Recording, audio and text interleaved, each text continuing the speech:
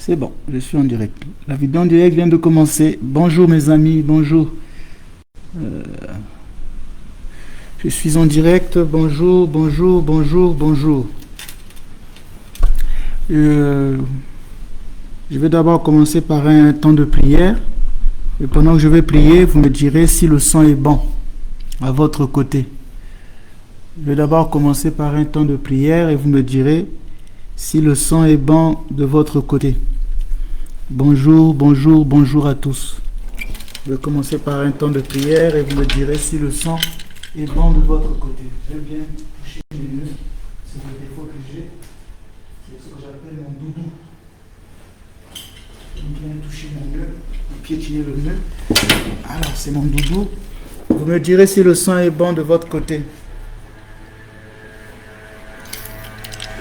Je ne vois pas encore de commentaires.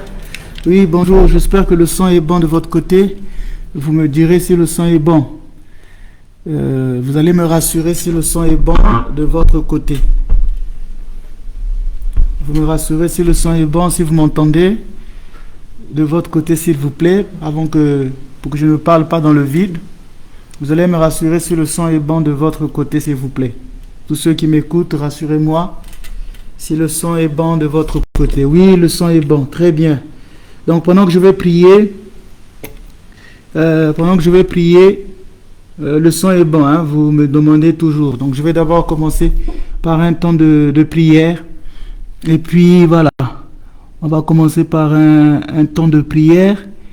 Voilà. Et vous me direz toujours tout au long de la prière, vous me direz toujours si le son est bon partout. Donc voilà. Vous me direz toujours si le son est bon partout. Je reviens, je suis en train de... Vous me direz bonjour à tout le monde, très bien. On va d'abord prier.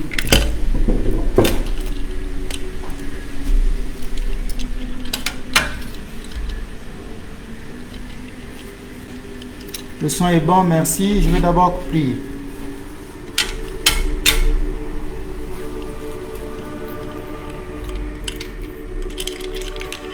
Le son est bon, merci beaucoup.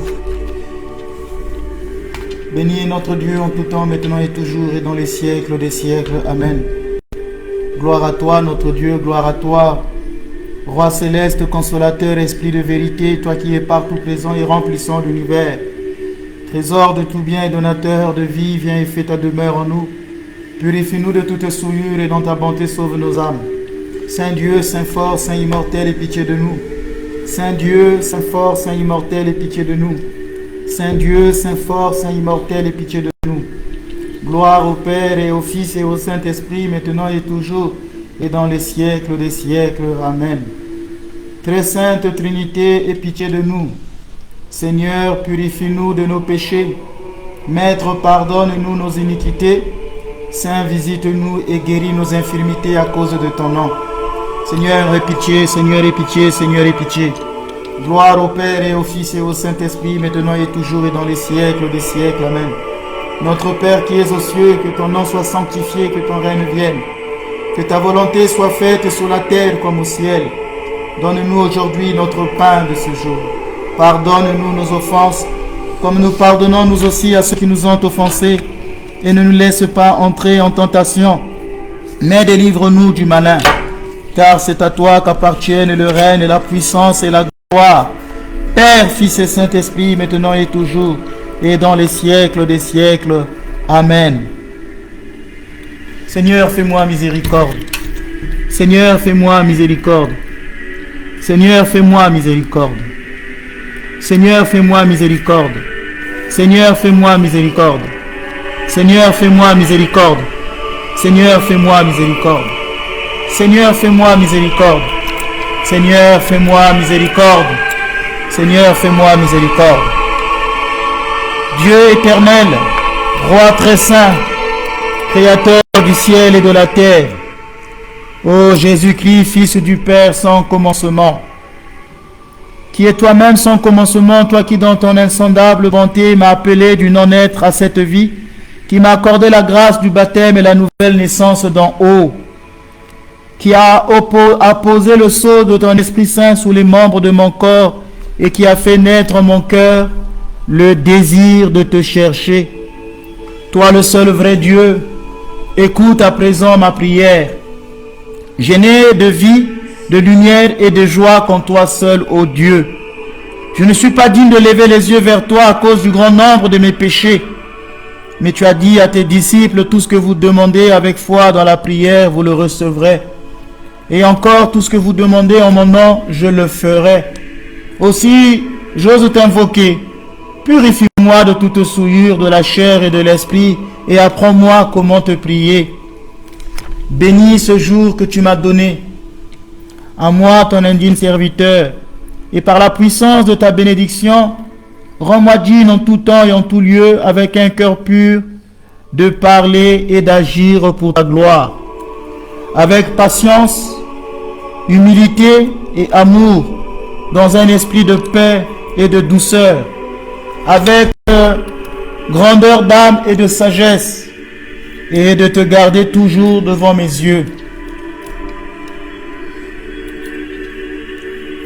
Dans ton immense bonté, montre-moi, Seigneur, le chemin de ta volonté et accorde-moi de marcher sans souillure devant ta face. Ô roi de paix, toi qui sondes les cœurs et les reins, tu connais mon aveuglement et mon ignorance, mais tu vois aussi les désirs de mon cœur et les souffrances et les tribulations de mon âme ne te sont pas cachées. Je t'en prie donc, écoute ma prière et par ton Saint-Esprit conduis-moi dans la terre de rectitude. Et s'il arrive que ma volonté corrompue m'entraîne sur un chemin tortueux, je t'en prie, ne m'épargne pas, mais ramène-moi résolument sur la voie de tes saints commandements. Par la puissance de ton amour, accorde-moi de marcher dans tes pas et de te suivre où que tu ailles. Garde-moi de toute action ou parole mortelle pour mon âme et de tout mouvement du cœur ou de l'intelligence qui puisse attrister ton Esprit Saint ou blesser mon frère. Enseigne-moi ce que je dois dire et comment je dois parler. Enseigne-moi ce que je dois dire et comment je dois parler. Mais s'il est selon ta volonté que je me taise, apprends-moi à garder le silence dans un esprit de paix, sans causer d'affliction ni de trouble à mon prochain. Instruis-moi dans la voie de tes jugements et jusqu'à mon dernier souffle, ne permets pas que je m'éloigne de la lumière de tes décrets, afin que tes commandements soient l'unique loi de toute mon existence, ici-bas et dans l'éternité. Oui, mon bon Créateur, fais-moi miséricorde. Manifeste ta compassion envers moi, ta créature déchue, qui suis humilié et affligé, et ne me cache pas les voies de ton salut. Nombreuses et grandes sont mes demandes. Oh mon Dieu, mais j'ai conscience du dérèglement et de la dépravation de ma vie. Aie donc pitié de moi et ne me rejette pas loin de ta face à cause de ma témérité, mais augmente plutôt en moi la sainte audace.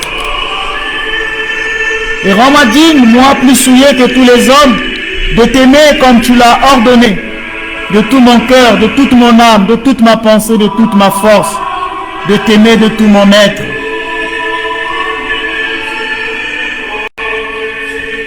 Oui Seigneur, par ton Esprit Saint, enseigne-moi le discernement et la sagesse. Donne-moi de connaître ta vérité, avant que je ne descende dans la tombe. Prolonge ma vie dans ce monde, jusqu'à ce que je t'apporte les dignes fruits du repentir. Ne m'arrache pas au milieu de mes jours, ni aussi longtemps que mon esprit sera enténébré.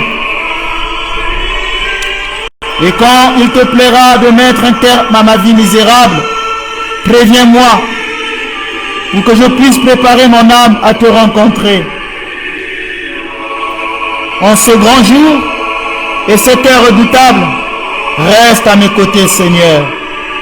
et accorde-moi la joie indicible de ton salut.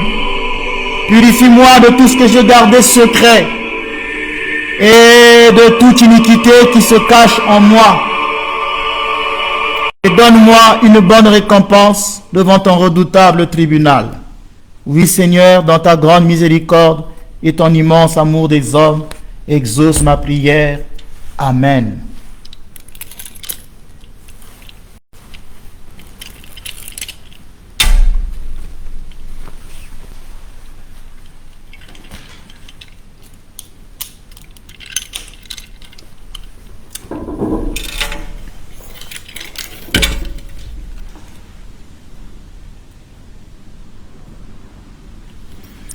Alors, chers frères et sœurs, nous allons parler d'un sujet très délicat.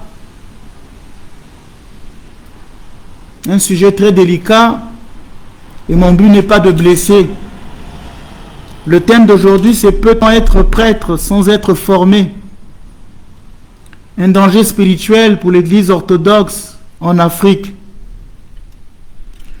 Je ne cherche pas seulement à parler de l'Église orthodoxe en Afrique, car ce thème peut être élargi à toutes les églises chrétiennes. Ce thème peut être élargi à toutes les églises chrétiennes. Donc le danger, ce n'est pas que les orthodoxes. Le danger guette toutes nos églises. Et donc le thème d'aujourd'hui, je veux le développer en 6 points. D'abord, il y aura une introduction. Pourquoi tirer la sonnette d'alarme? Quel est l'objectif de la conférence d'aujourd'hui? Ça sera cela en introduction. Le point numéro 1, je parlerai le prêtre. Selon la tradition orthodoxe, une charge redoutable. Deuxièmement, la formation du clergé dans l'histoire de l'Église orthodoxe. Troisièmement, conséquences d'égarement pastoral liées à une formation insuffisante. C'est le point numéro 3. Et ce point numéro 3, je développerai les conséquences. Confusion doctrinale dans l'enseignement, mauvaise guidance spirituelle en confession, abus d'autorité spirituelle, enseignement erroné sur les sacrements, discours apocalyptique ou complotiste, confusion entre morale chrétienne et rigidité, silence coupable face aux abus, la question de la probité morale. Ensuite, j'irai au point numéro 4, situation actuelle en Afrique, constats pastoraux nécessitant un discernement renouvelé. Au numéro 5, je proposerai une piste de solution. Et enfin, j'irai à la conclusion. Commençons par l'introduction. Pourquoi tirer la sonnette d'alarme? Quel est l'objectif de cette conférence? En introduction, je voulais rappeler que l'Église n'est pas une institution humaine ordinaire. L'Église n'est pas une institution ordinaire. Même si en France, elle est classée dans la loi numéro 1 comme association, mais l'Église n'est pas une association. C'est une œuvre divine. Elle est le corps du Christ parce qu'elle a pour objectif de transmettre la vérité.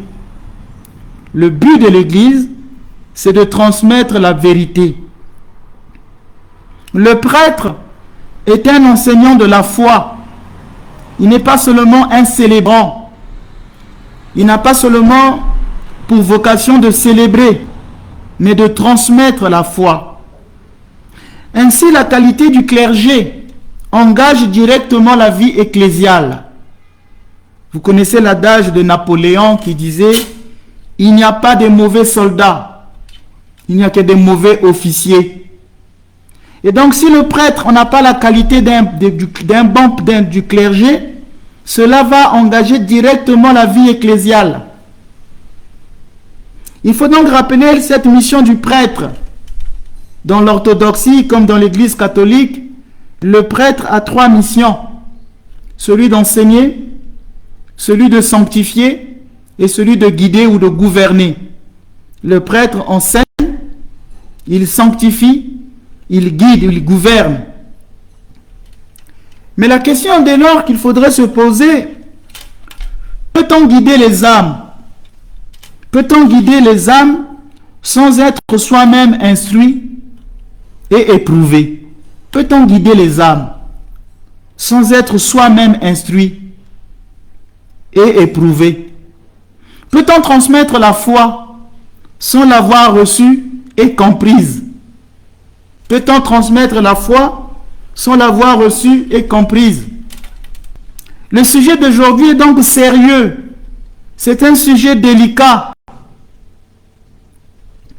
Pour être crédible et utile, cette conférence d'aujourd'hui sera rigoureuse, factuelle et responsable, sans attaque personnelle. J'insiste sur le fait que ce n'est pas une attaque contre l'Église orthodoxe. Il ne s'agit pas de critiquer l'Église orthodoxe. Ce n'est pas une attaque contre les prêtres. Ce n'est pas une attaque contre les prêtres catholiques. Mais c'est un appel à la fidélité de ce que nous avons reçu. L'Église est là pour transmettre la vérité. Je vous propose donc une approche qui sera claire et solide. L'objectif de cette conférence d'aujourd'hui, c'est de alerter sur les risques pastoraux. C'est une alerte sur les risques pastoraux, les risques spirituels et institutionnels liés à l'ordination des prêtres orthodoxes sans formation théologique suffisante.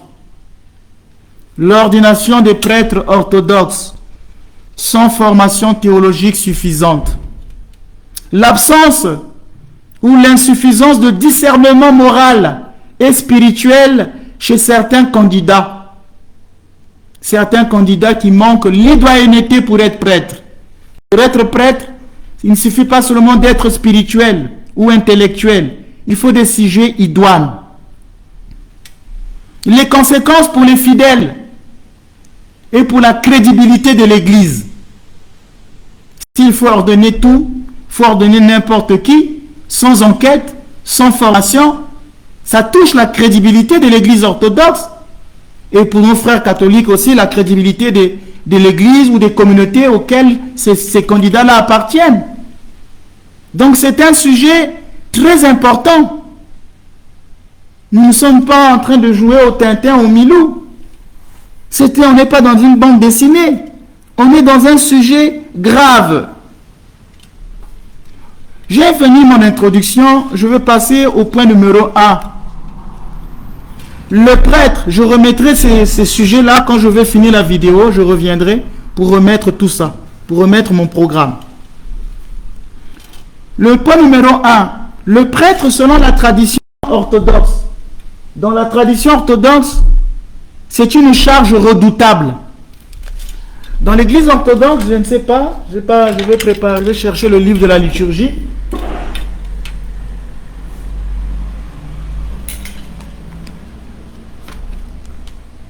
Dans l'église orthodoxe, quand un prêtre célèbre la liturgie, il va dire une prière pour lui-même. C'est comme au baptême, le prêtre prononce toujours une prière pour lui-même. Et dans l'église orthodoxe, le prêtre, avant de faire sortir les saints dons pour la procession, il dit ce qu'on appelle la prière des chérubins. Dans cette prière, le prêtre dit ceci. Ici, le prêtre dit ceci: aucun de ceux qui sont liés par les désirs charnels n'est digne de venir à toi, car te servir est une chose redoutable. C'est ce que dit le prêtre orthodoxe pendant la liturgie. Te servir est une chose redoutable. Donc le sacerdoce dans l'église orthodoxe est vu comme une charge redoutable. Les prêtres seront jugés sévèrement, plus que les laïcs. Ce qui veut dire que dans la tradition orthodoxe, le sacerdoce n'est jamais conçu comme un statut social. Ce n'est pas un statut social. Ce n'est pas une charge administrative. Ce n'est pas un honneur comme si on devenait ministre. On ne devient pas prêtre pour fuir la pauvreté, pour faire du carriérisme. Ce n'est pas, dans ma famille, comme me disait souvent ma tante, Dans notre famille, nous n'avons pas de prêtre. On ne devient pas prêtre pour répondre à un besoin de famille. Ah, un tel est devenu prêtre, il va maintenant en France, donc je vais devenir prêtre moi aussi pour avoir un jour le visa pour aller en France. Je vais devenir prêtre pour un jour aussi avoir une voiture. Je veux devenir prêtre parce que ça paye bien. Le sacerdoce n'est pas un métier. C'est pourquoi dans l'église orthodoxe, les prêtres n'ont pas de salaire. Ils peuvent avoir des fidèles qui les aident, mais ils n'ont pas de salaire. Il ne s'agit pas donc d'un statut social. On ne vient pas dans le sacerdoce pour faire du carriérisme. Il ne s'agit pas d'un titre honorifique. Ah, je veux devenir prêtre pour faire l'honneur de ma famille. Il y a un adage chez les moines qui dit qu'il faut éviter les femmes et les évêques. Il faut éviter les femmes pour la tentation de la chair. Il faut éviter les évêques pour ne pas devenir prêtre à cause des honneurs liés au sacerdoce. Il ne s'agit donc pas d'un titre honorifique ou d'une simple fonction cultuelle. Le sacerdoce n'est pas une fonction cultuelle seulement. Cultuelle. On n'est pas prêtre juste pour la célébration. Il s'agit plutôt d'une responsabilité spirituelle redoutable. C'est un poids. Être prêtre est un poids. Il s'agit d'une responsabilité spirituelle redoutable qui engage non seulement la vie du prêtre, mais aussi le salut des âmes qui lui sont confiées. Quand on devient prêtre, ça engage votre propre vie, mais aussi le salut des âmes qui lui sont confiées. Donc cette charge est à double dimension. Pour lui-même, le prêtre qui prend cette ordination, pour lui-même, mais aussi pour les saluts des âmes qui lui seront confiées. C'est pourquoi sur l'étole sacerdotale, il y a ces fils-là. Ces fils montrent le poids des âmes. Le prêtre porte le poids des âmes. Les âmes lui sont attachées. Il aura la responsabilité des âmes. Si une âme se perd à cause de lui, au jour du jugement, il sera jugé sévèrement. C'est pourquoi Saint Jean Chrysostome n'a jamais voulu devenir prêtre. Il avait fui le sacerdoce. Et après, comme Dieu l'avait appelé, il deviendra prêtre. Mais il a écrit un livre qu'on appelle le sacerdoce. Je vous invite à chercher ce livre de Saint Jean Chrysostome sur le sacerdoce. C'est le livre que j'avais lu lors de ma première année de formation comme futur prêtre orthodoxe. C'était le livre que j'avais lu au Mont Athos dans ma première année de formation. Je l'avais lu ce livre au Mont Athos et j'ai eu très peur de devenir prêtre. C'est pourquoi je n'ai jamais voulu, moi personnellement, Père Ménas. Avant, j'avais le désir d'être prêtre et à un moment, j'avais renoncé. Saint Jean Chrysostome, dans son traité sur le sacerdoce, exprime avec une gravité saisissante le poids de cette mission. Il dit ceci: le prêtre se tient entre Dieu et les hommes. Il rend compte des âmes qui lui sont confiées. Le prêtre se tient entre Dieu et les hommes. Il rend compte des âmes qui lui sont confiées. Le prêtre se tient donc à un lieu de frontière. Il est médiateur dans le Christ, unique médiateur. Il intercède pour le peuple devant Dieu. Et il transmet au peuple la vérité de Dieu. Il est donc médiateur. Cette position exige une connaissance juste de la foi, une intelligence éclairée des dogmes, des Écritures et de la tradition vivante de l'Église. C'est pourquoi la tradition orthodoxe a toujours lié le sacerdoce à une connaissance éclairée de la foi. Le sacerdoce est lié à une connaissance éclairée de la foi. Saint Paul, dans 1 Timothée chapitre 3, le verset 2 dit: il faut qu'il soit capable d'enseigner. Il doit être capable d'enseigner. 1 Timothée 3, verset 2. Saint Basile le Grand avertit avec force. Saint Basile dit: celui qui enseigne sans savoir est semblable à un aveugle qui prétend guider d'autres aveugles. Il fait référence là même à la parole du Christ. C'est pourquoi dans l'Église orthodoxe, tout prêtre ne peut pas faire des homélies, ne peut pas enseigner dans les médias. Quand il n'est pas capable d'enseigner, l'évêque peut l'interdire de donner des enseignements dans les médias et même l'homélie. Parfois, le prêtre, l'évêque, quand il leur donne un prêtre, peut lui dire: tu es là que pour le service liturgique, pour la célébration, mais pas pour la didascalie, pas pour l'enseignement. Parce qu'un prêtre qui enseigne doit être capable d'enseigner. Saint Basile le Grand dit: celui qui enseigne doit d'abord être instruit, sinon il devient un guide aveugle. Il doit d'abord lui-même être instruit, sinon il devient un guide aveugle. Saint Grégoire de Nazianze, dans son célèbre discours 2, qu'on appelle Apologie, vous lirez Saint Grégoire de Nazianze, il exprime la crainte légitime qu'inspire le sacerdoce. Gouverner des âmes et l'art des arts et la science des sciences. C'est ce que dit Saint Grégoire, c'est l'art des arts et la science des sciences. Si le sacerdoce est la science des sciences, comment pourrait-il être confié à des hommes sans formation, sans discernement, sans intelligence spirituelle? On ne devient pas prêtre comme un cheveu dans la soupe. Je vois des candidats parfois en Afrique, et je l'entends. Il était laïque catholique. Ils l'ont dans l'église orthodoxe. 3 mois après, il l'a ordonné prêtre. Comment pouvez-vous expliquer cela? Dans la perspective patristique, l'absence de préparation n'est pas un manque secondaire. Elle constitue une mise en danger des âmes. Un prêtre en formation, sans formation, c'est comme un chauffard. C'est une mise en danger des âmes.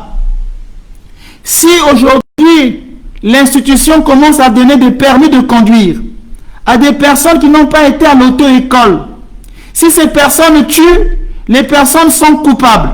Et l'administration qui a donné le permis de conduire est autant aussi coupable et doit être jugée. Ce qui veut dire, le prêtre sans formation est coupable parce qu'il met en danger les âmes. L'évêque qui l'a ordonné est aussi coupable. Saint Cyril de Jérusalem, ne le confondez pas à Saint Cyril d'Alexandrie, celui qui avait proclamé le dogme de Marie. Il n'a pas proclamé, celui qui a défendu le dogme de Marie Théotokos, mère de Dieu, c'est Saint Cyril d'Alexandrie. Mais il existe Saint Cyril de Jérusalem. Lisez ses livres. Il a beaucoup parlé de catéchèse baptismale. Saint Cyril de Jérusalem souligne que la foi se transmet avec précision, non par improvisation. Il dit: nous n'enseignons pas selon notre opinion personnelle, mais selon ce que l'Église a reçu et conservé.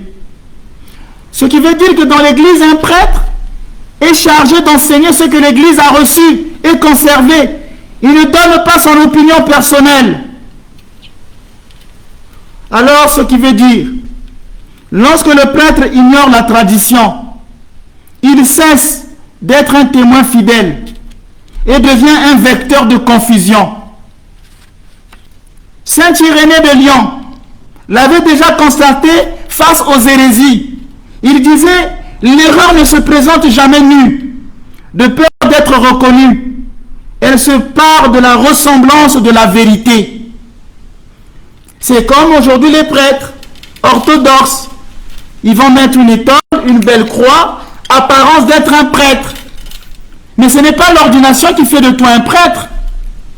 Ce n'est pas l'ordination qui fait de toi un prêtre. Tu peux avoir reçu l'ordination, porter la croix, mettre la chasuble, mais au fond, c'est zéro. Et donc tu n'es pas prêtre selon le cœur de Dieu.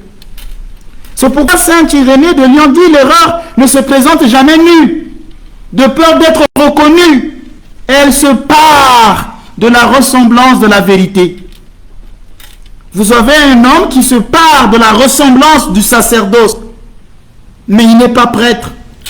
L'ordination ne fait pas le prêtre. Enfin, Saint Jean Chrysostome résume avec une sévérité prophétique les conséquences d'un ministère exercé sans discernement. Il dit: Rien n'irrite davantage Dieu que le soin négligent des âmes. Ah là là, les prêtres seront jugés sévèrement. Saint Jean Chrysostome dit, rien n'irrite davantage Dieu que le soin négligent des âmes. Rien n'irrite davantage Dieu que le soin négligent des âmes.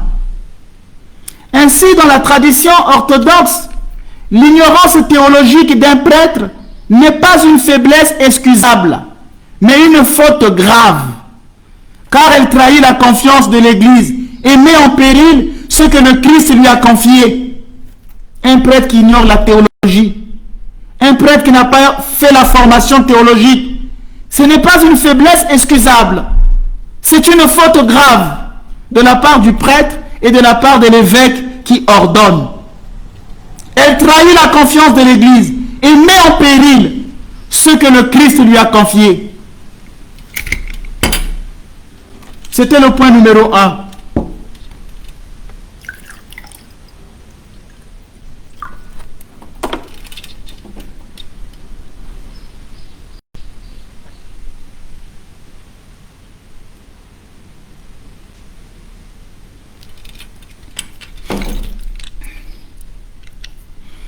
Le point numéro 2. La formation du clergé dans l'histoire de l'Église orthodoxe. Comment les prêtres orthodoxes sont-ils formés dans notre Église? Dans l'histoire de l'Église orthodoxe, la formation du clergé n'a jamais été considérée comme accessoire ou facultative. C'est pourquoi je m'étonne parfois d'entendre des ordinations de certains sujets. Je dis, mais la formation dans l'Église orthodoxe n'a jamais été accessoire ou facultative. Elle a pris des formes diverses selon les époques et les contextes, mais n'a jamais été absente. Ah, les prêtres orthodoxes ne sont pas formés. Qui vous a dit ça? La théologie, elle est orthodoxe. C'est le poumon oriental. Quand vous avez les grands théologiens, tous les grands théologiens de l'Église étaient des grands philosophes, des théologiens. Saint Jean Chrysostome, il a écrit plusieurs livres. À l'époque, il n'y a pas d'ordinateur pour aller vite. C'est-à-dire que c'était à la plume. Mais plus d'une centaine de livres. Saint Basile, Saint Grégoire de Nice, Saint Grégoire Palamas. Vous avez déjà lu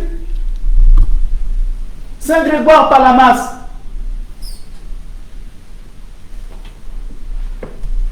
Je vous donne par exemple 2 livres. Traité démonstratif sur la procession du Saint-Esprit. Saint Grégoire Palamas. Traité démonstratif sur la procession du Saint-Esprit. Vous avez Saint Grégoire Palamas, les 150 chapitres. Donc les pères de l'Église étaient des grands théologiens, des grands philosophes. Ce n'est pas des gens qui sont sortis avec une Bible sous les aisselles, comme un thermomètre, rabababa, le Saint-Esprit m'a inspiré. Ces gens-là, ces grands-pères de l'Église, passaient du temps à lire, à chercher, à étudier, à trouver les mots justes. Et c'était des gens qui étaient instruits. Donc dans l'Église orthodoxe, la formation théologique n'a jamais été absente. Traditionnellement, je vais poser mes livres ici. Traditionnellement, cette formation s'enracinait dans 4 dimensions complémentaires. Il y avait la formation monastique. La plupart des pères de l'Église étaient des moines. C'était des gens qui étaient retirés du monde, qui vivaient dans des ermitages, qui ont passé 20 ans, 30 ans de vie spirituelle avant d'être des prêtres. Ils avaient une formation monastique. Et dans le monastère, ils apprenaient l'obéissance à l'higoumène, au supérieur, au père. Ils avaient une vie d'ascèse qui formait le cœur avant de former l'intelligence. Dans l'Église orthodoxe, on cherche d'abord que le prêtre soit un saint. C'est ce que disait Évagre le Pontique. Et théologien, celui qui prie. Donc c'est la formation monastique, c'est ce que nos frères catholiques aujourd'hui appellent la formation spirituelle. Ce n'est pas seulement une formation intellectuelle, mais une formation spirituelle. On veut former le prêtre à la vie intérieure. On ne peut pas comprendre que le prêtre devient un homme charnel. Il va dans des boîtes de nuit. Il s'habille comme un homme charnel. Dans l'église orthodoxe, normalement, le prêtre doit garder sa soutane. Il l'enlève quand parfois c'est des prêtres qui travaillent. Bon, on peut comprendre, c'est l'exception. Ou dans certains pays où ils peuvent se faire violenter. Mais le prêtre ne porte pas d'habit civil, normalement. Il est d'abord formé à la vie spirituelle, la vie monastique. C'est pourquoi, par exemple, moi, je n'ai pas été formé dans une université orthodoxe. Je n'ai pas fait des études universitaires dans une faculté orthodoxe. Mais ma formation, elle est monastique. Il y avait la formation scripturaire, par la connaissance approfondie des Saintes Écritures, lues et interprétées à la lumière de l'Église. Quand vous lisez, par exemple, le canon de Saint André de Crète, Saint André de Crète avait une formation scripturaire. Saint Éphrem le Syrien. Et quand on lit la Bible, il faut la lire en 4 dimensions ou en 5 dimensions. La première année, on va lire tout le texte biblique. On va la lire dans sa dimension littérale. On va faire la deuxième année encore une formation en Bible dans sa dimension allégorique. La troisième année, on va encore faire une formation de Bible dans sa dimension spirituelle. La quatrième année, on va encore faire une formation en Bible dans sa dimension anagogique. La cinquième année, on va faire une formation de Bible dans sa dimension historico-critique. Ça veut dire que dans l'église orthodoxe, on n'est pas des perroquets de la Bible. Quand je vois les pasteurs qui disent, citez-moi un verset biblique.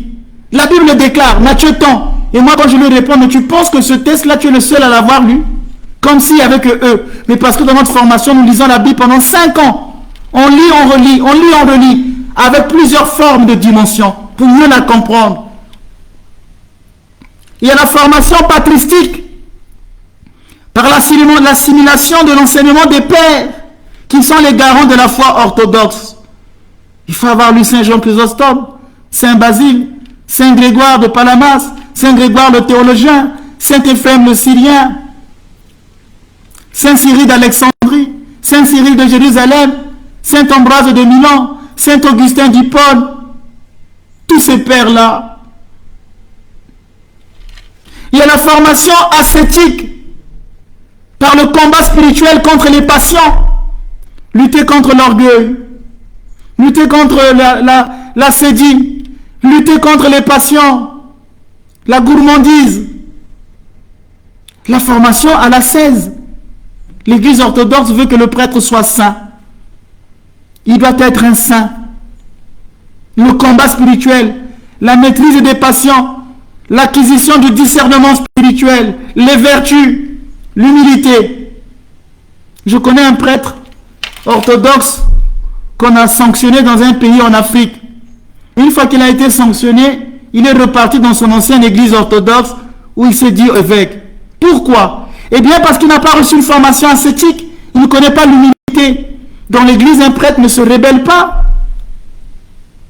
Moi, le jour que mon évêque, mon métropolite Jean, le jour qu'il va dire, Père Ménas, je t'enlève la charge de l'église de Martinique, soit parce que j'ai faussé, fait une faute, soit parce que je trouve que je ne suis plus à la place, je veux m'incliner devant mon évêque. Je dirai, mon Seigneur, je fais votre volonté. Je lui dirai même, envoyez-moi dans un monastère pour aller faire pénitence. L'humilité. On ne peut pas comprendre que les prêtres deviennent orgueilleux. Les prêtres se soucient plus de leur apparence physique. Ils se soucient plus de leur avantage matériel. Je ne comprends pas. Donc, selon les lieux et les siècles, la formation pouvait être principalement monastique ou plus académique, notamment dans les écoles cathédrales ou dans des centres théologiques. Toutefois, un principe demeure constant. L'ordination n'a jamais précédé une préparation sérieuse. L'ordination n'a jamais précédé une préparation sérieuse. Tout le monde veut devenir prêtre en Afrique. Tout le monde. Et je suis content qu'il y ait des vocations. Tout le monde m'écrit, Père Ménas, je veux devenir prêtre orthodoxe. Mais quand je leur dis, il faut d'abord aller faire la formation. Tout le monde refuse. Il y a un problème. Dernièrement, il y a un diocèse qui a écrit à un des métropolites qui m'avait envoyé le message. C'est un évêque qui a des prêtres et il veut intégrer l'église orthodoxe. J'ai dit d'abord, vous devez renoncer au sacerdoce que vous avez parce que vous n'êtes pas prêtre. Et ensuite, vous devez aller dans un monastère pendant 4 ans. Ils n'ont pas voulu. Donc, ils viennent dans l'église pour faire carriérisme, pour qu'on les reconnaisse comme des prêtres orthodoxes. C'est devenu ça en Afrique, prêtres orthodoxes. Et il y a la confusion entre les vrais et les faux. Confusion. Je vois même une église qui commence à nommer des cardinaux femmes. Et des prêtres pullulent comme des champignons, des prêtres orthodoxes. Et beaucoup sont des faux. Il y a l'amalgame, confusion totale. Et les évêques orthodoxes ne font pas des communiqués en Afrique pour dire qui sont les vrais prêtres et qui ne le sont pas. Silence complice. Silence complice de l'église orthodoxe canonique. Mais je l'ai dit au-dessus de cette émission. Mon but n'est pas de critiquer l'église, mais de lancer une alerte. Et là, c'est une alerte. L'église orthodoxe a toujours su que l'on ne confie pas le soin des âmes à des hommes non formés. On ne peut pas confier le soin des âmes à des hommes non formés. Cette conviction est exprimée avec clarté dans les canons apostoliques. Le canon apostolique 58 déclare sans ambiguïté: l'évêque ou le prêtre qui néglige le clergé ou le peuple et ne les instruit pas, qu'il soit suspendu.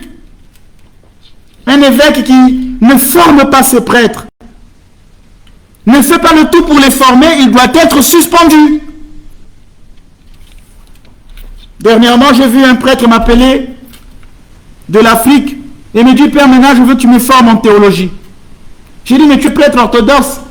Et mais tu me demandes à moi de te former? Tu n'as pas été formé avant? Ton évêque ne s'est pas soucié de ta formation?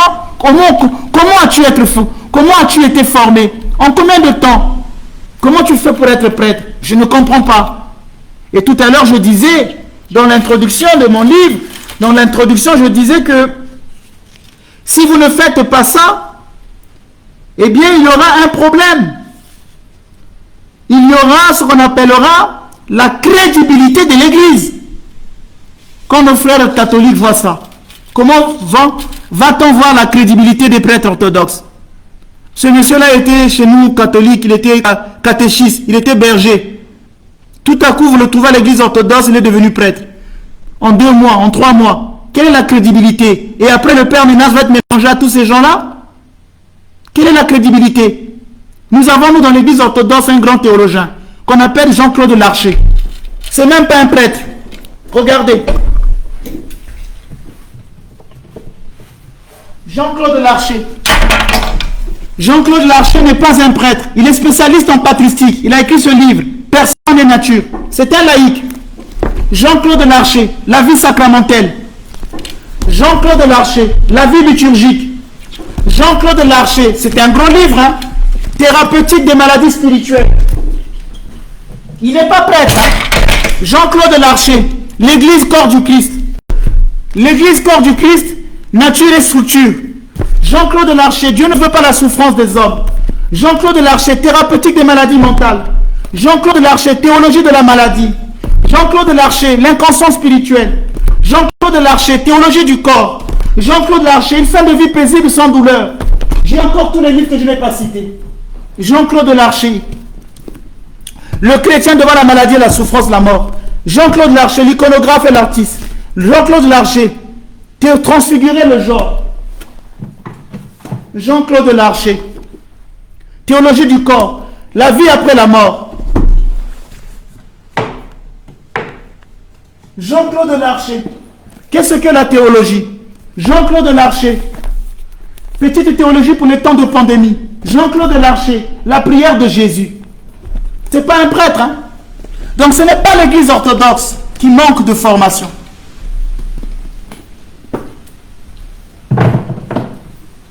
Ce n'est pas que l'église orthodoxe ne peut pas former les prêtres. Ce n'est pas que je vous ai dit que la théologie vient de l'église orthodoxe. C'est le poumon oriental, pour préciser. Et la théologie, elle est grecque.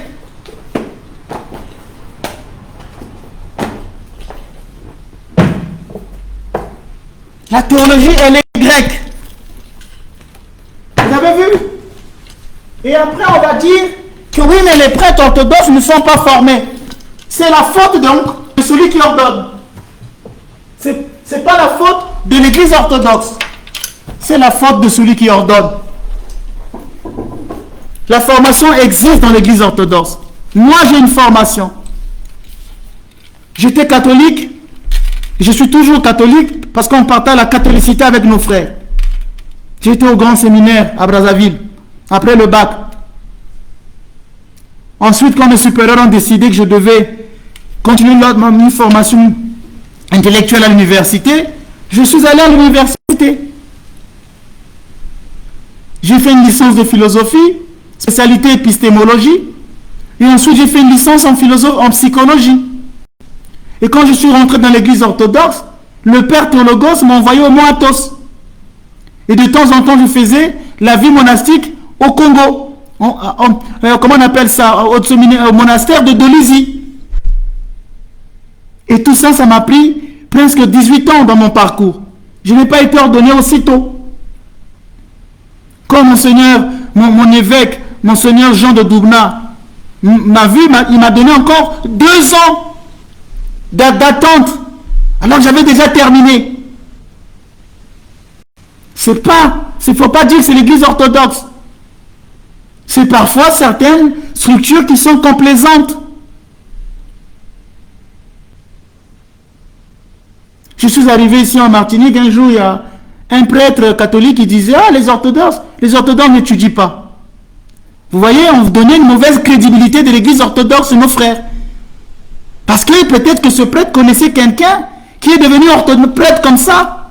Et il a trouvé que non, on dit prêtre, ordination par économie, il faut qu'on arrête. Parce qu'il y a des désastres après. L'église orthodoxe a le poumon de la théologie. Ce canon montre, le canon apostolique 58, l'évêque ou le prêtre qui néglige le clergé ou le peuple et ne les instruit pas, qu'il soit suspendu. Ce canon montre que l'instruction n'est pas un supplément facultatif du ministère sacerdotal réservé à quelques érudits. Elle constitue une obligation pastorale, directement liée à la fidélité du prêtre à sa mission. Ainsi, dans la conscience ecclésiale orthodoxe, la formation théologique n'a jamais été perçue comme un luxe académique ou une influence étrangère à la vie spirituelle. Elle est une dimension constitutive du sacerdoce, au service de la vérité, de la protection des fidèles et de la transmission fidèle de la foi reçue. Nous allons maintenant voir au point numéro 3 la conséquence d'égarement pastoral lié à une formation insuffisante. Si vous ne formez pas les prêtres, quelles seront les conséquences? L'ignorance théologique n'est pas une faiblesse anodine.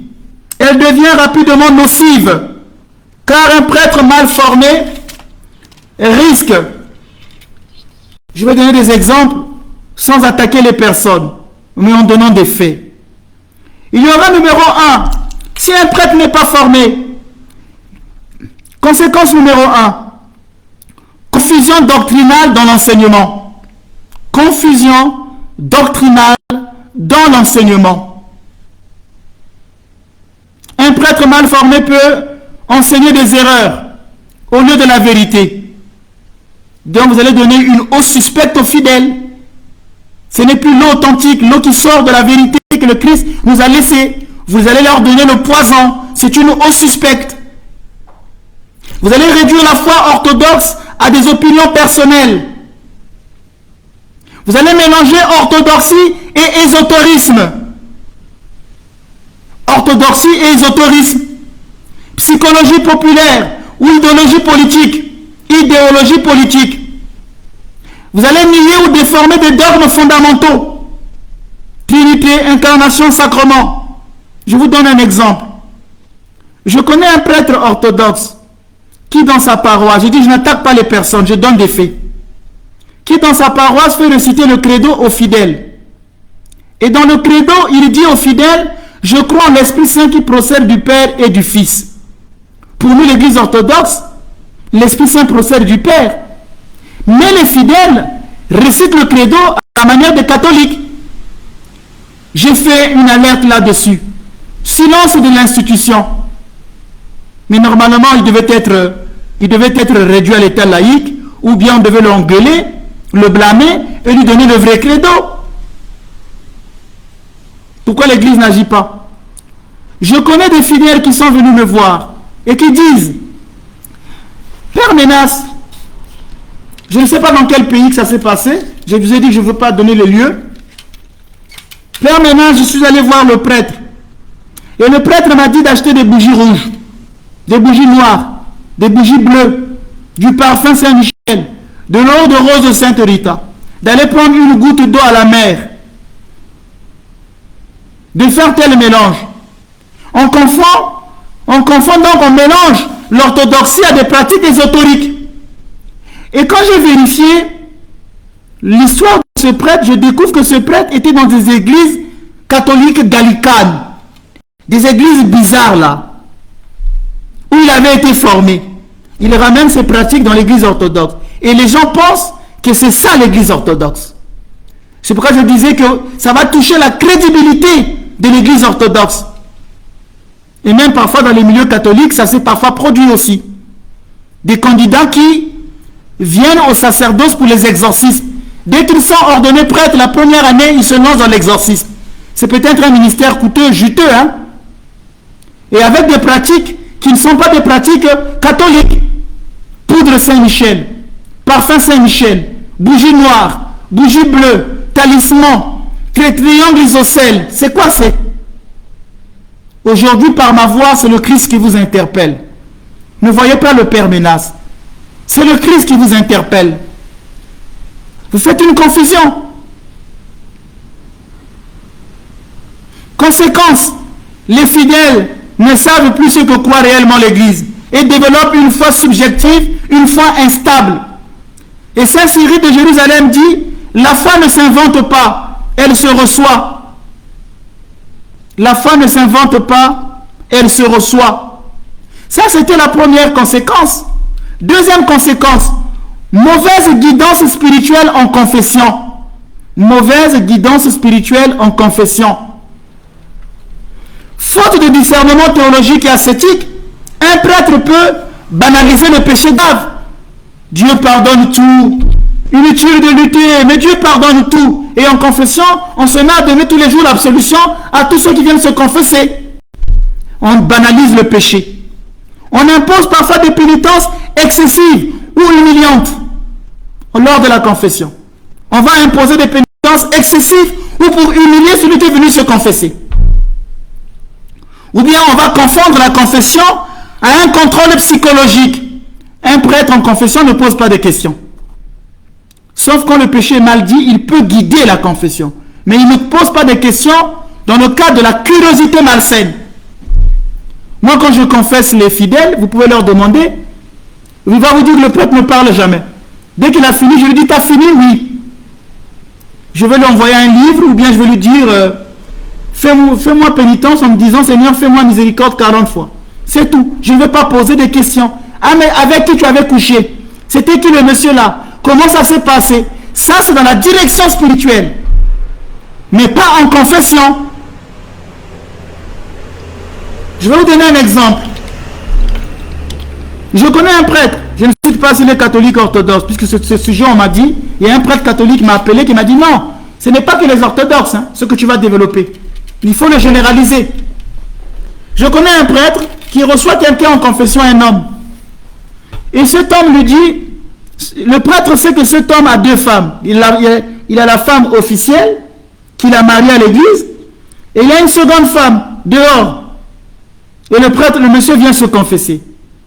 Il n'a pas le droit de recevoir l'absolution. C'est un pécheur impénitent.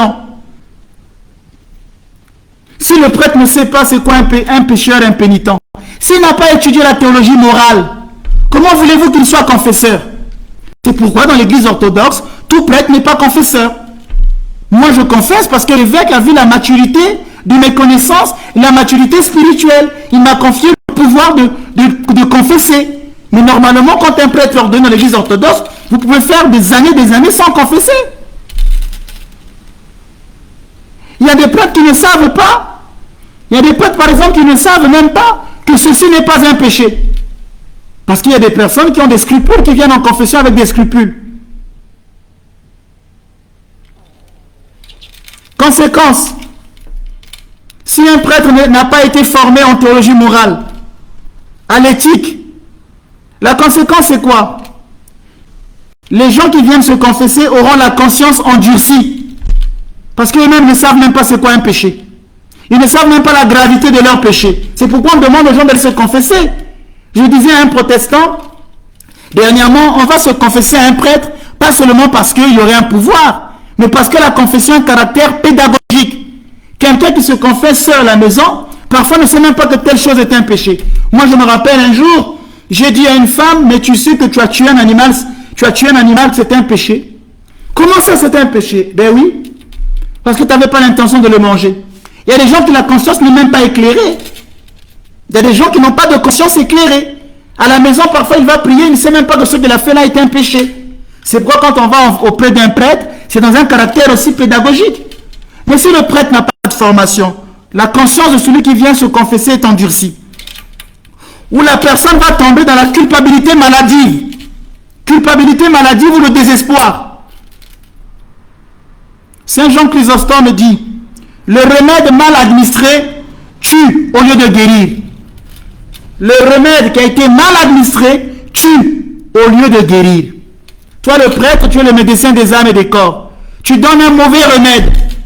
Donc, au lieu que le remède puisse soigner l'âme, tu tues la personne par tes conseils. Tu vas dire à une personne, mais non, ça c'est pas un péché. Ou la personne est coupable d'adultère, mais tu lui donnes l'absolution alors qu'il n'a même pas de réparation. Donc le mal, le remède que tu es en train de lui donner, au lieu de le soigner, le tue. Les prêtres seront jugés sévèrement. Il peut y avoir d'abus d'autorité spirituelle. Troisième point, abus d'autorité spirituelle. Un prêtre sans formation solide, il peut croire que son ordination lui donne une autorité absolue. L'ordination lui donne une autorité absolue. Le prêtre gouverne, mais il n'écrase pas. L'autorité du prêtre n'est pas là pour écraser les fidèles dans une paroisse.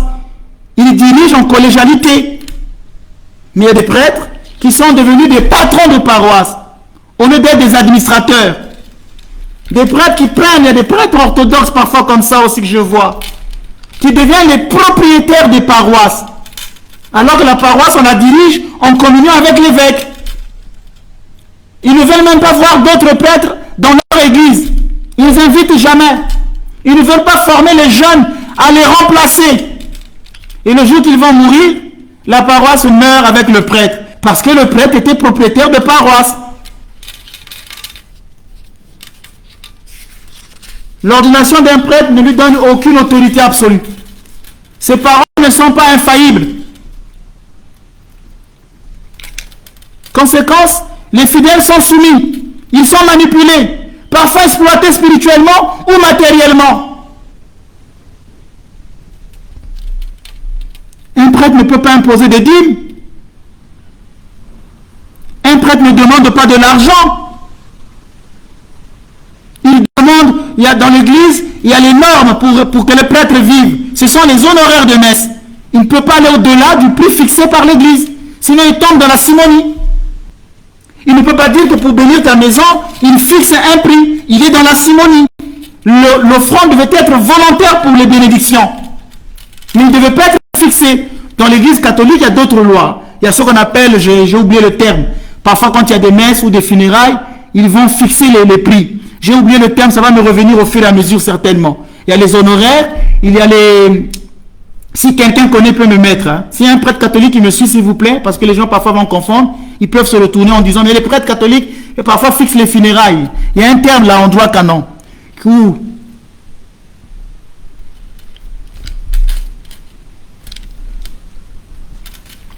Donc voilà, Saint Basile le Grand dit, l'autorité sans sagesse devient tyrannie. L'autorité sans sagesse devient une tyrannie. Quatrième conséquence, enseignement erroné sur les sacrements. Un prêtre mal formé, voilà les casuels. Merci Jospin, merci Père Jospin, merci. C'est un prêtre qui m'a répondu, c'est le Père Jospin, il est trinitaire. Merci mon Père, merci, que Dieu vous bénisse. On appelle ça les casuels. Les casuels, par exemple, quand il s'agit des mariages, le prêtre peut fixer, l'église peut fixer des prix, c'est des casuels. Mais il ne peut pas aller au-delà de ce qui est fixé. Sinon, il tombe dans la simonie. Donc, enseignement erroné sur les sacrements. Un prêtre mal formé peut transformer l'Eucharistie en un simple symbole. Je voyais un jour un prêtre célébrer la messe dans l'église orthodoxe. Au moment de la fraction, le prêtre prend le couteau eucharistique pour rompre le pain, le couper en 4 parties. Et le prêtre prend le couteau, il donne à celui qui servait au sanctuaire, comme ça, sans propreté. Il n'a même pas su que sous le couteau, il y avait les miettes du corps du Christ sous le couteau. Le couteau va tomber au sol avec le corps du Christ. Alors qu'il devait faire attention avec l'éponge de bien essuyer le couteau. Il est là, il coupe comme ça, de manière catholique, il le remet. Il va présenter le baptême comme un rite culturel. Il va traiter le mariage ou la confession avec légèreté. J'ai vu un jour un prêtre dans notre église. Il est en train de célébrer l'office des fiançailles à une personne, à une fidèle que je connaissais. J'ai dit au prêtre, mais le monsieur qui t'a emmené à l'église là, le monsieur il a un mariage civil à la mairie. Il emmène cette femme à l'église. Ah oui, mais il s'est séparé avec cette femme, mais il n'a pas reçu le divorce. Le mariage civil est reconnu par Dieu, bien qu'il ne soit pas un mariage sacramentel. L'église ne nie pas le mariage civil. Il faut bien lire le droit canon. Ça veut dire qu'il est en train de célébrer un mariage adultère. Et les gens parfois disent dans l'église orthodoxe, on peut faire un second mariage. Qui vous a dit ça? Le second mariage qui est économique est rare. Mais aujourd'hui c'est devenu une norme, tout le monde se remarie. Non, le premier mariage reste toujours valide. C'est pourquoi le second mariage est pénitentiel. Mais on ne l'accorde pas comme ça. Quelqu'un qui veut se séparer de sa femme ne divorce pas. Vous restez séparés, ne pouvez pas vous remarier. Mais comme aujourd'hui l'église a un second mariage, tous les prêtres commencent à célébrer des seconds mariages. Comme ça, normalement non. Vous mettez les gens dans l'adultère. Je connais une dame qui a quitté l'église orthodoxe à cause de ça. Les seconds mariages dans l'église orthodoxe, ça devait être des cas rares. Par exemple, un cas rare. Une jeune femme qui a l'âge de 20 ans se marie dans l'église orthodoxe. À 22 ans, le mari fuit. Le mari s'en va, la quitte. 3 ans, 4 ans, elle reste seule. Le mariage est toujours valide. Mais là, le cas est rare. Elle est jeune. Saint Paul dit vaut mieux se marier que de brûler en enfer. Pour des raisons de continence. Si elle ne peut pas accepter la vie du célibat ou une vie monastique, là, peut-être l'évêque donnera des concessions. Mais c'était un autre cours. J'en ai discuté avec le théologien Dulouche. Mais malheureusement, aujourd'hui, non, les prêtres orthodoxes mal formés commencent à célébrer des mariages adultères partout.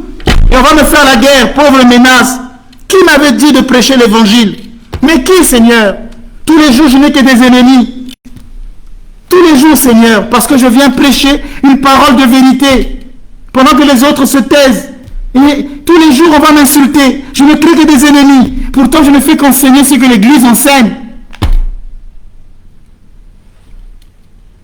Je vous donne un exemple en Afrique. Il y a un monsieur, il était membre, je ne sais pas de quel groupe spirituel dans l'Église catholique. Il a fait une petite faute. Le numéro est affiché sur cette page. La page du direct, il y a les 2 numéros. Et il faut insister au secrétariat. Et elles sont débordées. Par jour, elles ne traitent que 20 ou 30 cas. Si elles en sont, il faut persévérer. Vous laissez un message sur WhatsApp, elles vous répondront. Le numéro est là sur cette page. Je disais donc,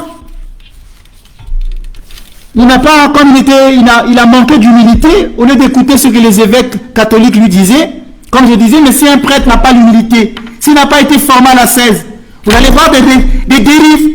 Mais comme lui, le premier niveau, il n'a pas accepté la sanction que lui donnait l'Église, il est devenu orthodoxe, mais dans une fausse église orthodoxe, une église qui n'est pas reconnue.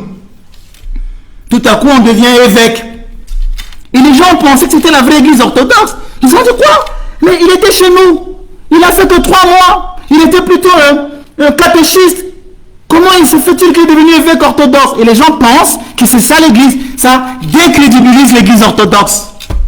Alors qu'il était dans une fausse église. Puis plus tard, j'apprends que la vraie église orthodoxe l'ordonne prêtre. Ah, j'étais en colère, moi, Père Ménas. J'ai dit, mais comment cela se fait-il qu'il a fait une année dans une fausse église et il devient prêtre? Il était évêque, il devient prêtre. Mais vous créez des confusions avec les fidèles. Les fidèles vont dire, il était évêque, il est prêtre, on ne comprend plus rien. Est-ce que ce sujet-là est idoine? L'idoyenneté. Est-ce qu'il a vraiment une probité morale? A-t-il reçu une formation? Il était évêque marié. Dans l'église orthodoxe, les évêques ne sont pas mariés. Et les gens confondent et pensent que c'est ça la vraie église orthodoxe. Mais non, dans l'église orthodoxe, pour être évêque, il faut être moine ou il faut être célibataire. Mais quand on est marié, on ne peut pas être évêque, à moins que la femme meure. Le seul cas qu'on a eu, c'est Saint Grégoire de Nice, qui était un évêque marié. Et ça fait des confusions dans la tête des gens. Et moi, j'ai refusé cette ordination. Et puis plus tard, quand l'évêque, l'église orthodoxe, le sanctionne, le monsieur se rebelle, comme dans l'église catholique. Il repart dans son ancienne église. Il est redevenu évêque. C'est la faute à qui? C'est peut-être pas la faute à ce monsieur. Ce monsieur est de bonne foi, il veut servir son Dieu. Moi, je crois que ce monsieur veut servir son Dieu. C'est l'église qui le reçoit, qui ne le forme pas. D'abord à l'humilité. Et moi, j'ai souvent dit qu'on ne devient pas orthodoxe pour rendre compte à l'église catholique. Les catholiques là qui deviennent orthodoxes dans ma paroisse, je te dis non, je ne te prends pas. Il faut que tu me donnes une vraie raison pour laquelle tu veux devenir orthodoxe. Une vraie raison. Ah, mon curé n'est pas bon. Mais moi aussi, père ménage, je ne suis pas bon. Ah non, je n'aime pas mon Seigneur. L'évêque. Ah non, moi aussi, je ne suis pas bon. Ce que tu vas dire de tes prêtres, tu le diras un jour de moi. C'est pas la bonne. Le prêtre rentre dans l'église orthodoxe. Il se rébelle contre ce que l'évêque catholique lui dit. Et vous l'acceptez. Ce monsieur n'est pas humble. Moi, je lui ai dit, tu manques d'humilité. Va faire la sanction que l'église catholique t'a vu. Mais toi, tu viens dans l'église orthodoxe pour rendre des comptes à ton ancienne église.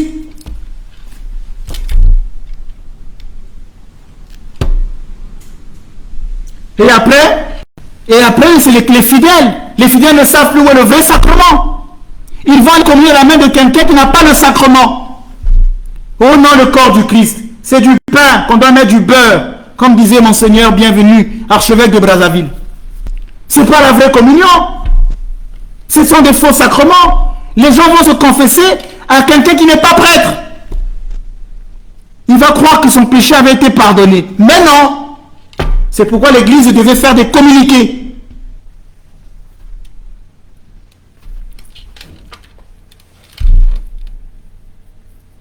Conséquence, et même parfois, j'ai vu dans ces messes, quand il est ce monsieur qui est devenu orthodoxe, à un moment il célèbre l'Eucharistie, il lève l'Eucharistie, il dit aux fidèles, parlons en langue. Tout le monde dans l'église était là. Une église orthodoxe, hein. Ce prêtre ordonné, il commence à parler en langue. Rabababababa, pendant l'Eucharistie, à la main. Ça, c'est pas de tradition orthodoxe. Dans l'église orthodoxe, on ne fait pas ça. Confusion. Parce qu'il était charismatique. Dans le mouvement charismatique. Il ramène ça dans l'église orthodoxe. Syncrétisme.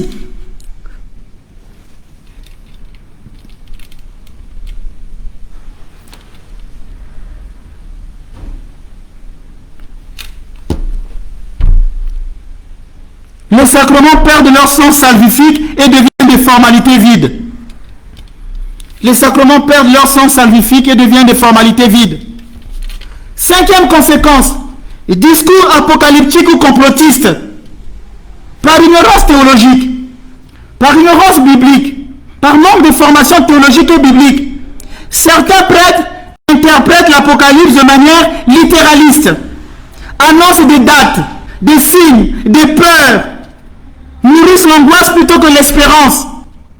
Il n'y a que dans les mouvements charismatiques que vous allez entendre des pasteurs dire « Alléluia, l'année 2026, je prophétise pour tel pays. Il y aura tel mouvement dans tel pays. Alléluia, je prophétise pour 2026.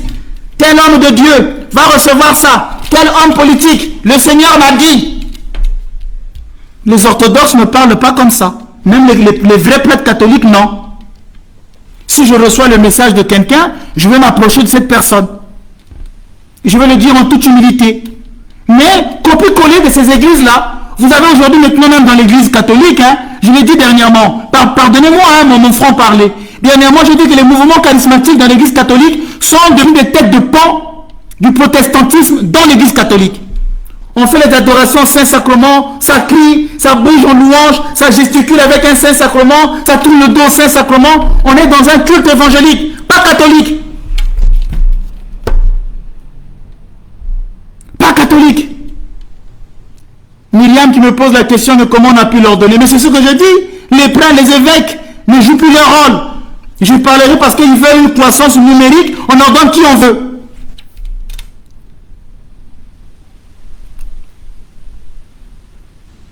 Les mouvements pentecôtistes sont devenus des têtes de pont dans l'église catholique.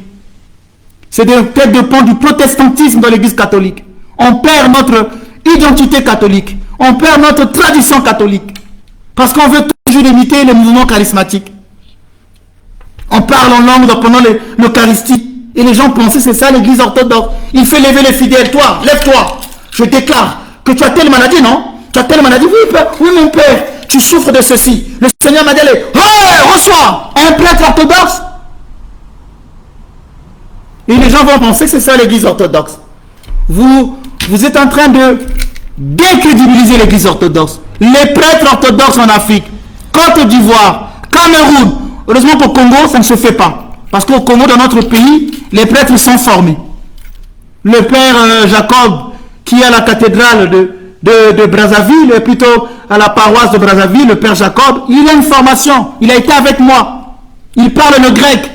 C'est un grand chantre, bien formé. Quand je vois le père Spiridon, qui est le père Spiridon, il était, je crois, en Caï.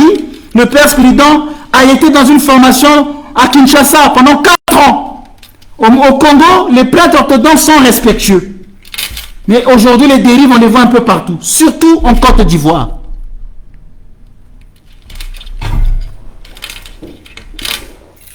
Donc, un prêtre qui annonce des dates, qui annonce des signes, des peurs, il est dans des discours apocalyptiques, des prophéties. Il est complotiste. Il nourrit l'angoisse plutôt que l'espérance. Les fidèles vivent dans la peur, dans le soupçon, dans la superstition. Ils ont même fait le rituel, par exemple, quand il y a des rites dans l'église orthodoxe, c'est utilisé avec des superstitions. Bénédiction de l'eau. Il y a une manière de bénir l'eau dans l'église orthodoxe. Il y a une catéchèse sur l'eau. Mais vous faites aujourd'hui l'eau bénite une superstition. Saint Éphrem le Syrien dit, là où règne la peur, l'Esprit de Dieu n'agit pas. Notre but n'est pas d'annoncer la fin du monde. 6e conséquence, confusion entre morale chrétienne et rigidité. Un prêtre sans formation morale solide peut imposer des règles non reçues par l'Église.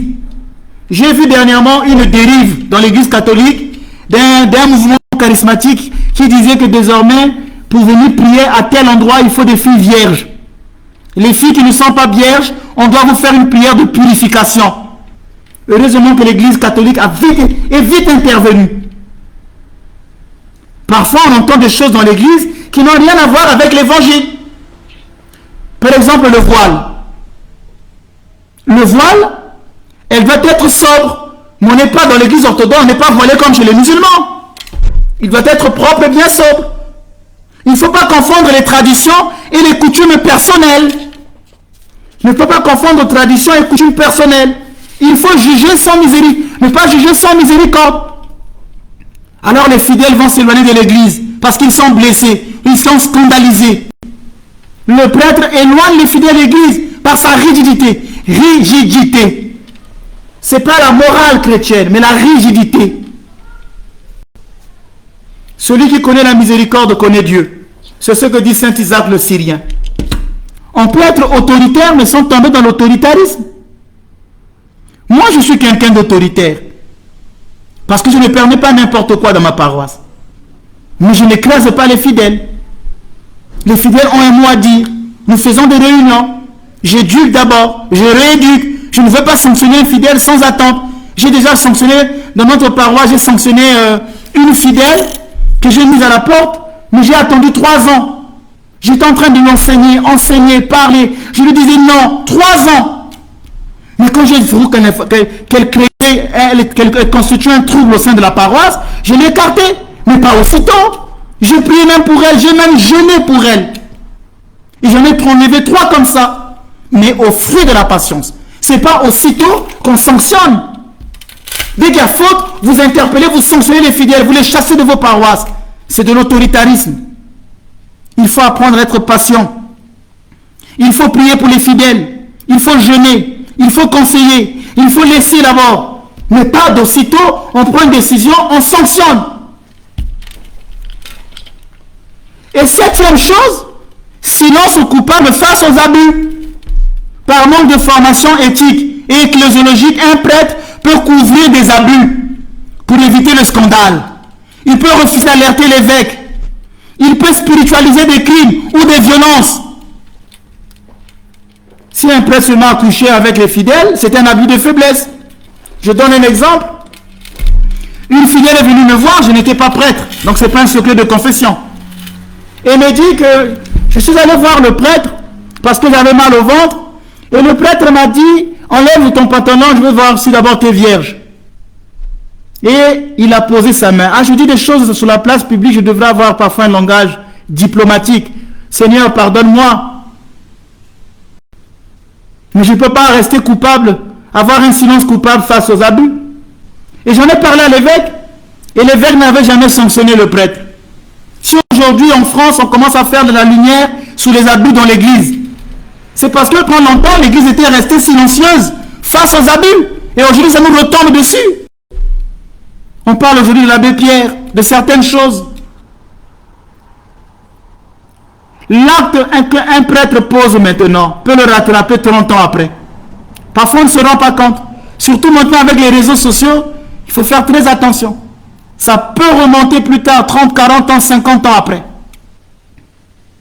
Mais il y a aussi des fidèles qui mentent pour décrédibiliser quelqu'un. Vous savez pourquoi moi je vis éloigné des gens?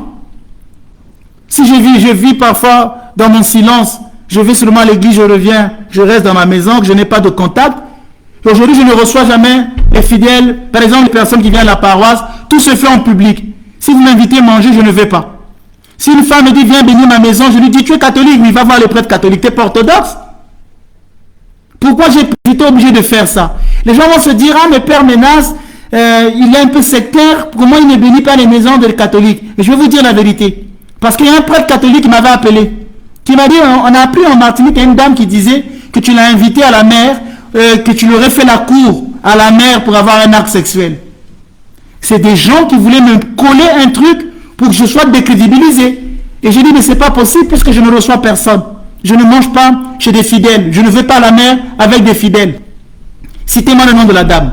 Le prêtre a dit, mais je sais que c'était du mensonge. C'est pourquoi je demande aux prêtres de faire attention. N'allez pas manger chez n'importe qui. Parfois les prêtres le font par charité. Bientôt on va vous dire que oui, je dois prendre... ma caméra commence à baisser, je vais mettre la batterie.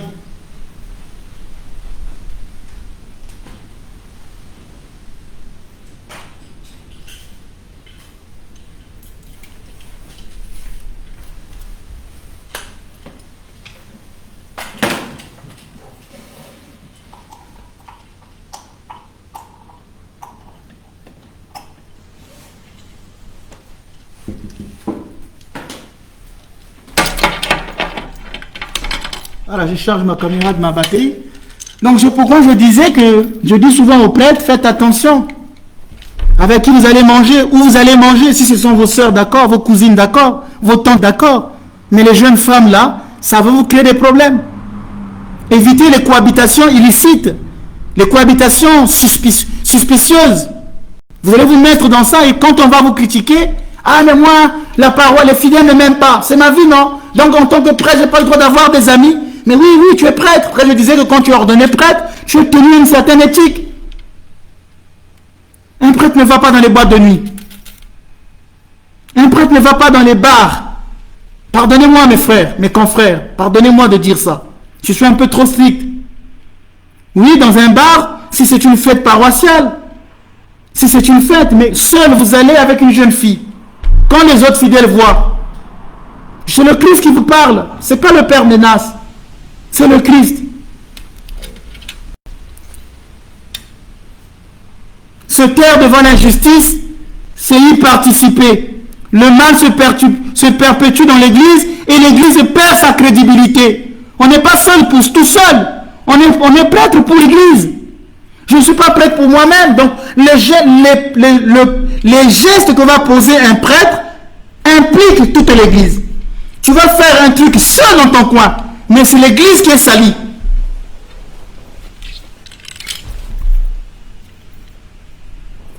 Donc, quand un prêtre agit, il doit faire attention. Les gens qui veulent devenir prêtres orthodoxes, si vous n'avez pas l'idonéité, non, on ne peut pas vous prendre. La question donc de la probabilité morale. Une théologie sans vie morale est vaine. Une ordination sans rechercher l'idonéité. Par exemple, on ne peut pas ordonner prêtre quelqu'un qui a divorcé. Les prêtres orthodoxes se marient. Oui, mais si c'est un homme divorcé, il ne peut pas devenir prêtre. Et vous êtes surpris de voir les catholiques insulter le sacerdoce des orthodoxes. Moi, je connais un prêtre qui m'avait dit, mais ce monsieur-là, je le connaissais. Il était catéchiste. Il avait une femme. Il était marié. Il a divorcé. Et j'ai appris qu'il est maintenant devenu prêtre orthodoxe. Donc, l'évêque n'a pas vu la probité morale, que ce n'est pas quelqu'un de digne, axios, qu'on va donner au peuple. Que les gens vont se dire, mais ce monsieur-là, mais... Et après, le père Ménard s'est mélangé dedans. Quand je suis arrivé en Martinique, j'ai parfois eu des soucis comme ça. Parce que parfois, les gens qui m'ont précédé ont sali l'église orthodoxe. Et après, on pense que tout le monde fait la même chose. Père Ménas va être dans le même lot. Ah ben, les prêtres orthodoxes. Les prêtres orthodoxes.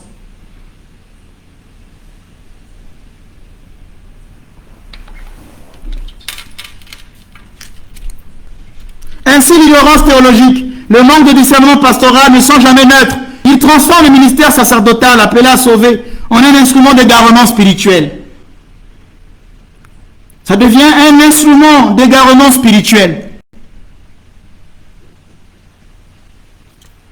Sans nommer situation actuelle en Afrique, sans nommer des personnes ni des juridictions ecclésiales particulières, il est néanmoins impossible d'ignorer certains constats préoccupants qui se manifestent aujourd'hui dans plusieurs contextes africains.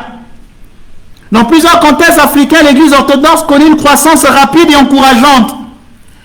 Cette vitalité missionnaire est un don de Dieu. Cependant, elle place aussi les pasteurs devant une responsabilité accrue, celle de veiller à ce que l'expansion numérique ne se fasse jamais au détriment de la qualité spirituelle et doctrinale du clergé. Aujourd'hui, il y a deux églises qui se battent en Afrique. Il y a le patriarcat d'Alexandrie qui est sur sa terre, et il y a le patriarcat de Moscou qui est maintenant venu évangéliser en Afrique. Mais beaucoup quittent pour aller dans l'église de Moscou. Et on commence à ordonner parce qu'on veut une expansion numérique. Mais elle ne doit pas se faire au détriment de la qualité spirituelle et doctrinale du clergé. Ce que je viens de dire là, c'est le Christ qui parle. Si vous pensez que parce que j'ai dit trop de vérité à l'église orthodoxe sur ce point-là et que vous voulez m'enlever, je ne suis pas un homme orgueilleux. Alors vous pouvez faire ce que vous voulez de moi. J'irai dans un monastère faire pénitence. Je ne veux pas me rebeller contre l'évêque. Si les évêques orthodoxes se disent, ils nous affichent comme ça, ce prêtre, on va le faire taire, vous pouvez m'enlever ma charge. Elle est déjà lourde. Vous pouvez me l'enlever. J'irai dans un monastère faire pénitence. Mais je ne fais qu'interpeller. Sous la pression des besoins pastoraux, paroisses parfois éloignées, communautés nombreuses, attentes fortes des fidèles, il arrive que des ordinations soient célébrées dans des délais trop courts, avant que le discernement, la formation et l'épreuve du candidat ne soient pleinement accomplies. Cette pratique, même lorsqu'elle est motivée par l'économie ou par de bonnes intentions missionnaires, expose l'Église à de graves difficultés. L'Église orthodoxe en Afrique sera exposée à de graves fragilités. On constate alors l'apparition des prêtres qui, faute d'une formation théologique et spirituelle suffisante, peinent à expliquer clairement les dogmes fondamentaux de la foi orthodoxe, laissant les fidèles dans la confusion.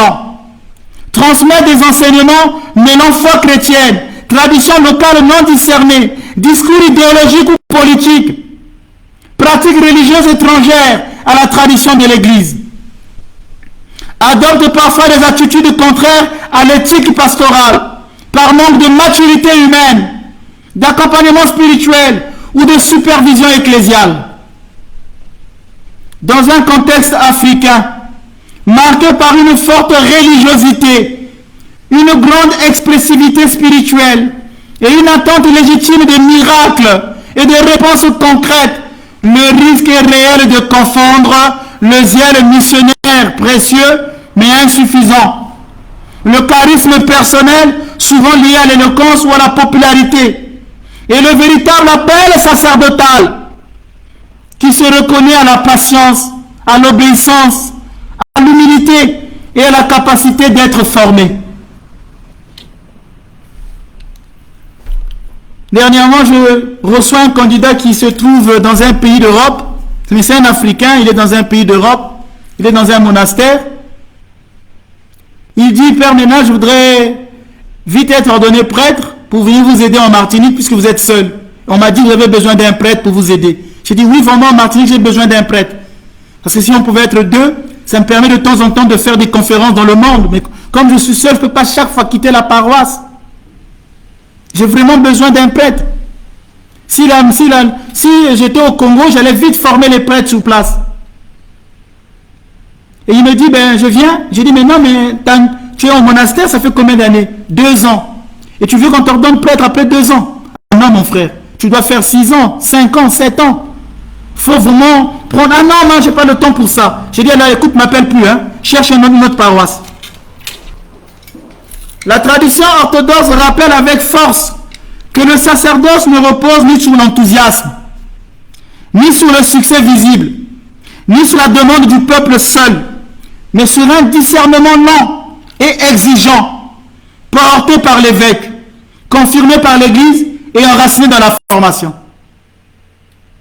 Dans le contexte africain, plus encore qu'ailleurs, où le prêtre est souvent perçu comme une autorité morale et spirituelle majeure, une formation insuffisante ne fragilise pas seulement le clergé, elle expose les fidèles, affaiblit la crédibilité de l'Église et compromet la mission à long terme. Elle va compromettre la mission à long terme. C'est pourquoi cette situation appelle non à la condamnation, mais à une prise de conscience des évêques, une prise de conscience pastorale, collective, fondée sur l'amour de l'Église et la responsabilité devant Dieu. Donc ce que je suis en train de vous dire, je ne viens pas condamner, c'est pour faire une prise de conscience. Si vous allez me sanctionner pour ça, c'était juste pour faire une prise de conscience pastorale, collective, fondée sur l'amour de l'Église et la responsabilité devant Dieu. Les prêtres seront jugés sévèrement. Aimer l'Église en Afrique, ce n'est pas du carriérisme. Ce n'est pas seulement vouloir qu'elle grandisse vite, mais qu'elle grandisse juste dans la vérité, la formation et la sainteté de ses pasteurs.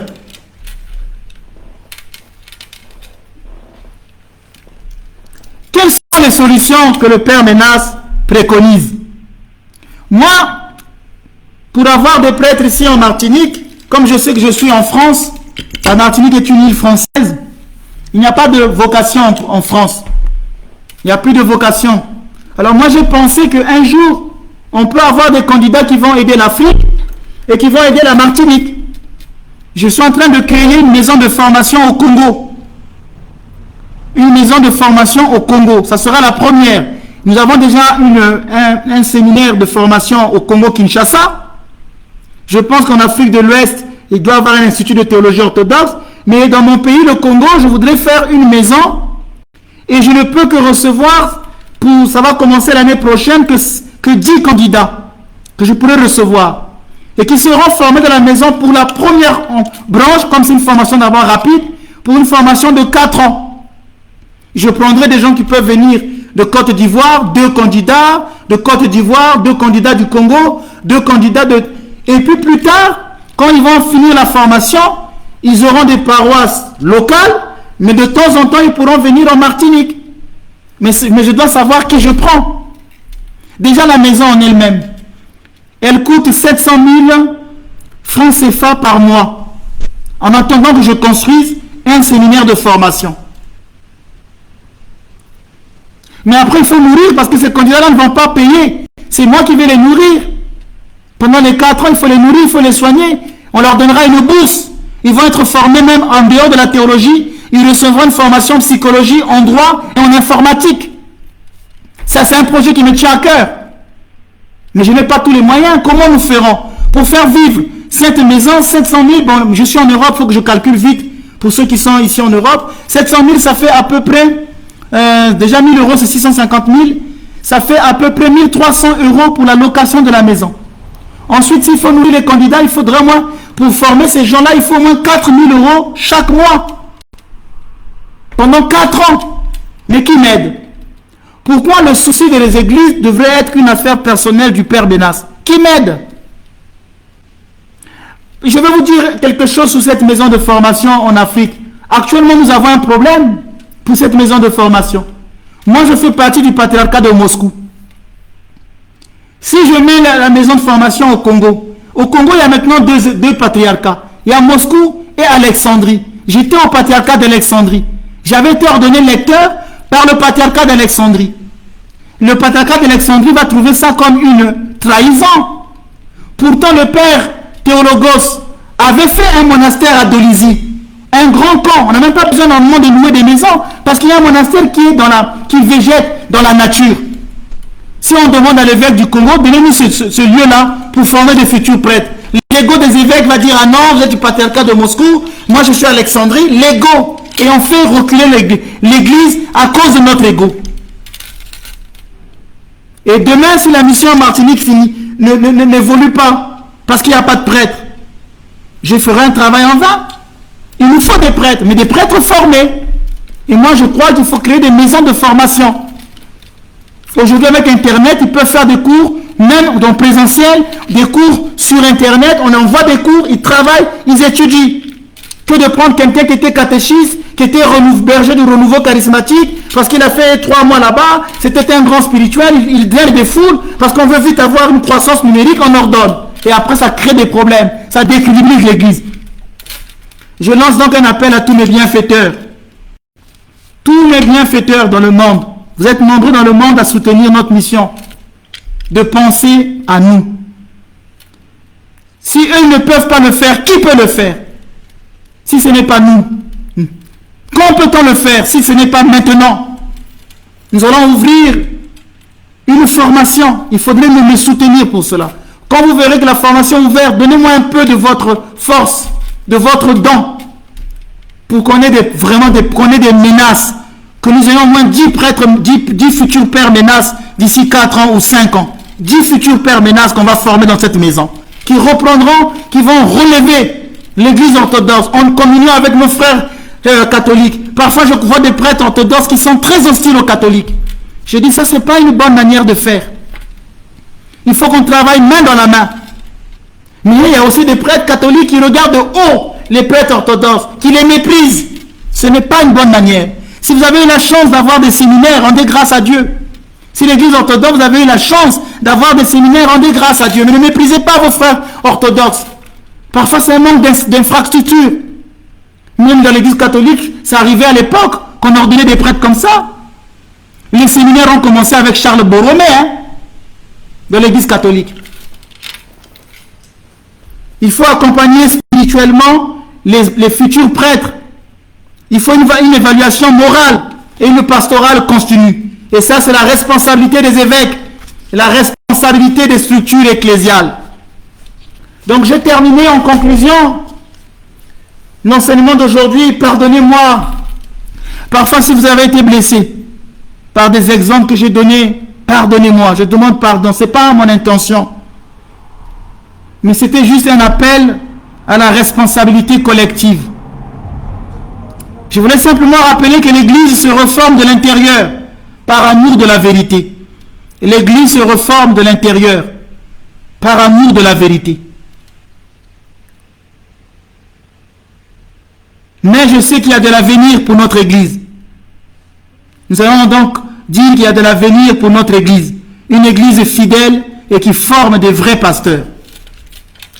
Une Église fidèle qui forme des vrais pasteurs. Nous allons maintenant terminer par la prière.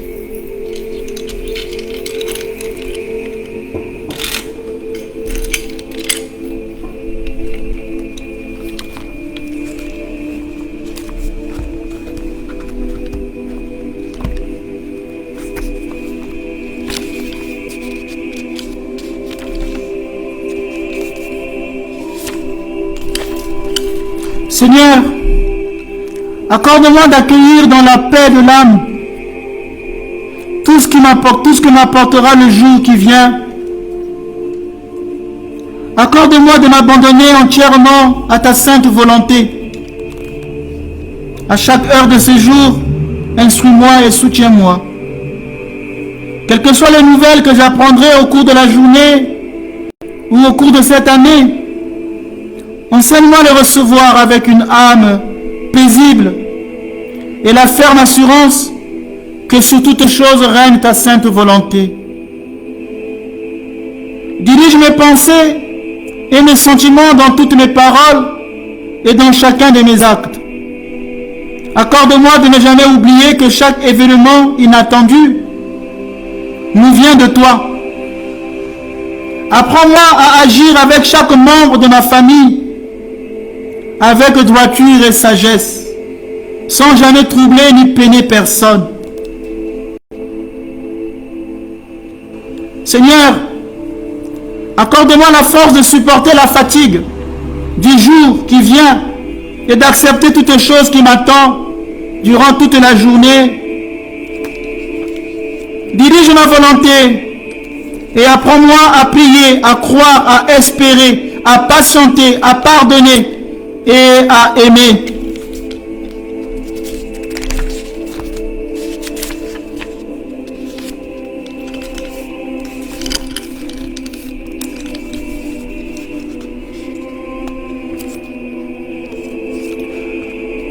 Toi plus vénérable que les chérubins et plus glorieuse que les séraphins, toi qui sans tache enfanta Dieu le Verbe, toi véritablement la mère de Dieu, nous te magnifions.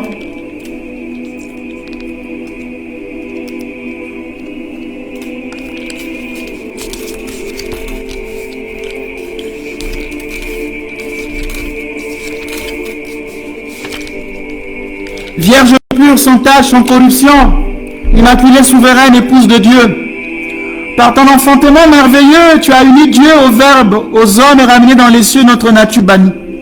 Ô toi seul espoir des désespérés, secours des opprimés, protection vigilante de ceux qui ont recours à toi.